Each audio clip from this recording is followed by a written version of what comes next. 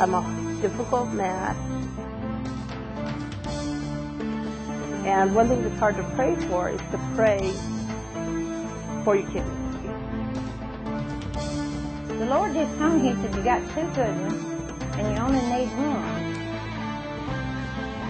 When I came out, I was so concerned. And the doctors came in to see me, and they said, she's fine. Said the kidney was working right on the operating table. I'll never be able to thank her enough. There's just no way. She not only offered me her kidney, she gave me her heart. She's a very special person. She's just part of my family, and will be, from now on out. I have a rare kidney disease called polycystic kidney disease, and it affects more people than common well-known diseases people know about, like cystic fibrosis. But not a lot of people have heard of polycystic kidney disease, but it's a genetic disease. My mom had it, and I'm one of 5 children, and so far, out of 5 of us, there's 4 of us have been diagnosed. And one just hasn't been diagnosed, doesn't know yes or no, I suppose. So they told my dad that my mom had cancer, and I was just turning 10 years old. The time of year was my birthday, and they told my dad that my mom didn't have long to live, and that, So when she found out she had polycystic kidney disease, they actually had to do surgery to open her up to find out. They saw that it was just cysts. I mean, it was actually a relief. Instead of only having a few months to live, she must have been about 40 at the time. She found out that it was kidney disease, and so she really didn't think about it for another, 12 years or more. And they told her maybe she would never have to think about it. But if we go back to the beginning about how I found out that I had kidney disease, 2 of my sisters are older than me. They'd already been diagnosed. And so, since it's a 50-50 chance, I was starting to think to myself, well, 2 of my sisters already have it. Maybe that's making my odds even less. So what happened was, I was pregnant with my son, and the doctors wanted to know if I had the kidney disease. And so they did an ultrasound on my kidneys. And, of course, the radiologists, they're not allowed to tell you if you have kidney disease. And at this point, we didn't know if he was a boy or a girl. And so I asked her, well, you're looking at my kidneys, will you mind just looking down there and seeing if I'm having a boy or a girl? And the lady said, she was very short with me, I can't do that. But as soon as she started doing my ultrasound on my kidneys, I could see her face change, and all of a sudden she got sort of more compassionate towards me, and then all of a sudden she said to me, why don't we just take a look right now and see if that's a boy or a girl? And I knew right then that I had kidney disease. And that sounds strange, but it was like a woman who went from being short with me to all of a sudden having compassion on me. By the time my son was 2 years old, the doctors already told me, don't even attempt to have more kids. You're ill. You're very ill. And your kidneys are not going to last till you're 50. You're going to be on dialysis soon. And when my son started kindergarten, that's right around the time that the doctors also told me I had to start dialysis. You're not in control anyway, if you think about it. People like to think they're in control of life, but we're really not in control of life. People think they're in control of life, but you're not in control of life. And I mean, that whole situation with Mom just proves that. One day you think you're healthy, and the next day you find out your whole life is going to change. For kidney, my husband, he wanted to give me a kidney, but he had dengue fever. He was a missionary to Fiji, and at the time he got bitten by a mosquito and got dengue fever. It's sort of like malaria. You can't give blood, or you can't give your organs after you've had it. The thing that got me through this illness, above all else, was my faith in the Lord Jesus Christ. I was not really raised in a strong Christian family, but what I didn't understand at that time and what I learned was that a relationship with the Lord is more than being baptized when you're a baby and going to church. It's actually a real living thing. And the Lord started to work on my life through my teenager years. I was a nice kid. I didn't get into a lot of trouble, but I didn't have the Lord in my life.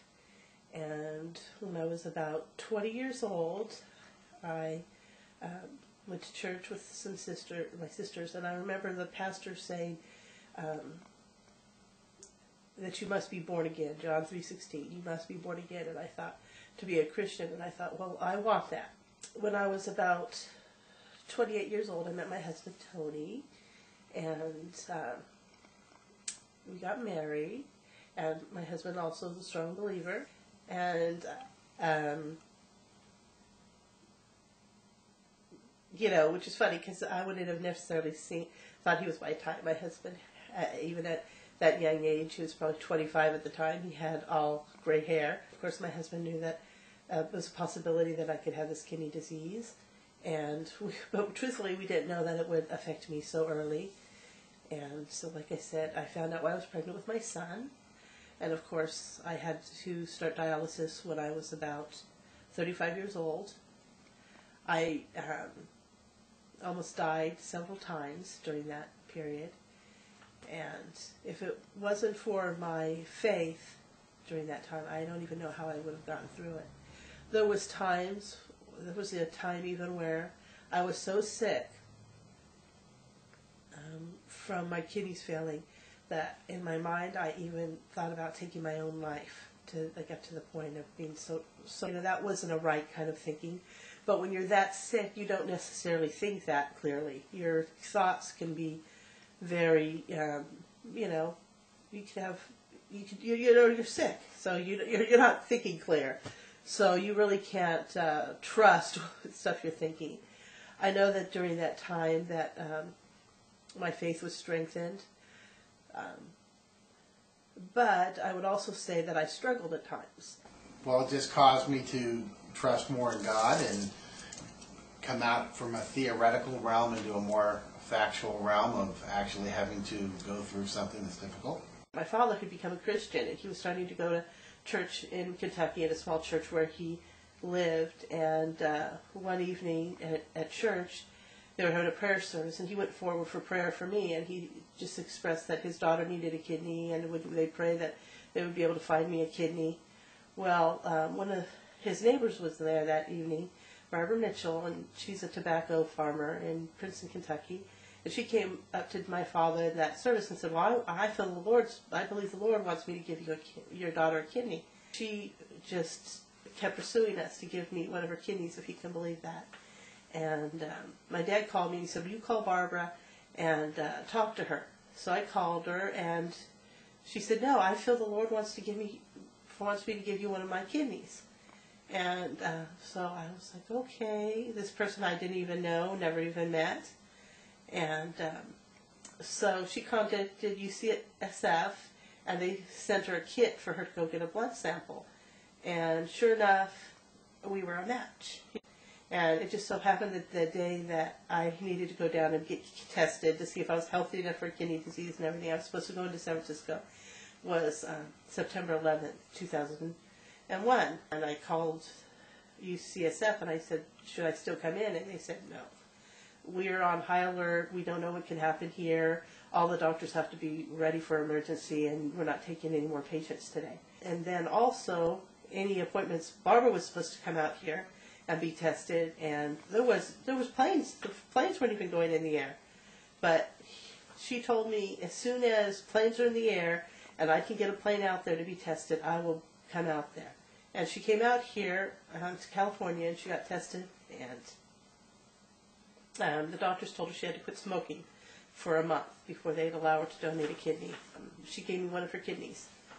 I just woke up in the morning, and I knew I felt better. She gave me a kidney, and I mean, that's 8 years ago. That's 8 years ago yesterday, and or 2 days ago, 8 years, 2 days ago, and that kidney has just been working great, and I'm very thankful. I mean, through the whole process, we were able to go on, a news show came out and interviewed us, and we were able to share our testimony about how she felt the Lord had prompted her to give me the kidney, and we were able to share our faith with a lot of people. And it is a year later, after having my kidney transplant, I found out I had cancer. And at that time, to tell you the truth, I didn't even have fear. I didn't even think, oh, well, I'm not going to live, or this is going to be bad, because I felt the Lord had brought me through all that with my kidney transplant, and He wasn't going to take me now.